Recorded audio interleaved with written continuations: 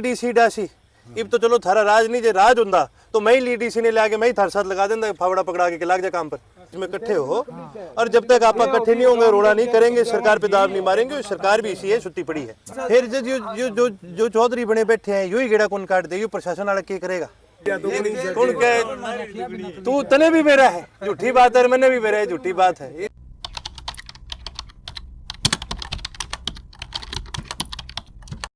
खोज हरियाणा देखने वाले सारे दर्शकों से जिनकी प्यार भरी राम राम और नमस्ते भाई। और फिलहाल अगर लोकेशन की बात करें जिला भिवानी हल्का तोशाम और गांव सांगवान के अंदर अभी मौजूद है। सबने पता है पिछले 10 दिन से जो है पानी के कारण जो है त्रासदी होना रही है। पहली जो है खेत डूबे उसके बाद में अब नंबर घरा का और गाँव का है।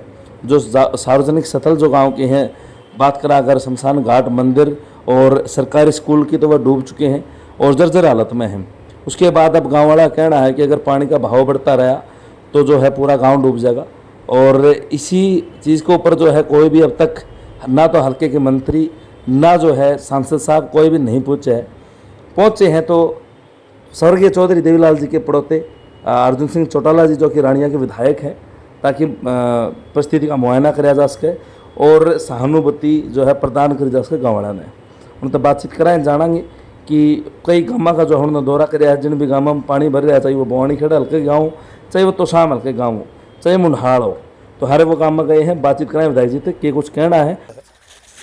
क्योंकि जब बाढ़ का पता चला तो उन्होंने मेरी जिम्मेवारी लगाई और ये कह करके भेजा कि देखो हम अपनी तरफ से हमने यही मांग रखी है सरकार के आगे कि भी प्रति किला कम से कम 50,000 रुपये कम से कम इतना मुआवजा मिलना चाहिए। प्रधानमंत्री की रैली हुई थी यमुनानगर में और उस रैली में किसानों की ज़मीन पर खेता में उसकी रैली करी थी तो जिनकी कणक बाड़ी थी उनको 50,000 रुपये मुआवजा दिया था। तो भाई मोदी की रैली हो गए सरकार ने उस टाइम तो 50,000 रुपये देने में कोई जोर कौन लगता। और ये जो होया है ये कोई कुदरत की वजह से तो होया नहीं है तो ड्रेन में आपका ओवरफ्लो की वजह से होया है। तो इसमें कोई ये तो नहीं है कि ये तो राम कोई अपने से दुखी है ये तो सरकार ने करे अपने के साथ। तो हमारी यही मांग है इसके अंदर कि भी कम से कम प्रति किला इन सभी गांवों के अंदर 13-14 जो गांव हैं उनके अंदर 50,000 प्रति किला मुआवजा मिलना चाहिए। और हमने गांव वालों से भी यही बात करी है कि जी आप भी इकट्ठे हो विधानसभा में हम आपकी आवाज उठाएंगे यहाँ पर आप इकट्ठे रह कर इस सरकार से आप भी ये मांग रखने का काम करो। देखो जी यहाँ सांगन गांव में ज़्यादा जरूरत है क्योंकि जैसे कि आपने बताया जी घरां का कई लोगों का नुकसान हो गया खास करके स्कूल ही आपका देख लो स्कूल सारा डूबा पड़ा है तो सारी डूब गई जी। यहाँ पर गांव के अंदर जो मुआवजा जो लोगों का नुकसान है वो तो अलग है। मैं तो खेतों में जिन लोगों की फसल खराब होगी जिन्हें 2-2 बार बिजाई कर ली अब उनका क्या होगा उनको भी तो मुआवजा मिलना जरूरी है। तो इस चीज़ पर हमने जोर देने का काम करें। प्रशासनिक अधिकारी भी यहाँ पर आकर के सुध नहीं ले रहे हैं ग्रामीण अपने आप बलबूते पर लगे हुए तो इसकी वजह में कोई थारे मंत्री आया फिर जो चौधरी बने बैठे हैं यू ही गेड़ा कौन काट दे यू प्रशासन वाला क्या करेगा।